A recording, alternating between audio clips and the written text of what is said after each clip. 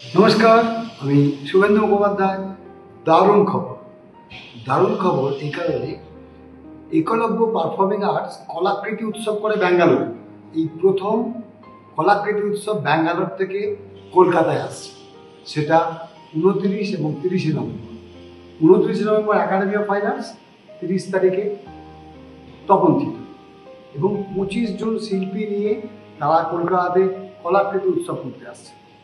মূকাভিনয়, নাটক এবং মূকাভিনয়কে নাটকের মধ্যে কিভাবে অ্যাপ্লাই করা হয় সেইটাকে নিয়ে সুদূর ব্যাঙ্গালোরে বসে ওরা যে কাজ করছে, সেই ফেস্টিভ্যালটি হতে চলেছে 29 এবং 30 নভেম্বর কলকাতায়। অর্থাৎ কলাকৃতি উৎসব ব্যাঙ্গালোরে নয়, এবার কলকাতায়। আমি আসছি, আপনারাও আসুন এবং এনজয় করুন এবং ওদের পাশে থাকুন এবং ওদের কাজ দেখুন। দেখা হবে 29 এবং 30 November academy of fine arts, Tapan theatre.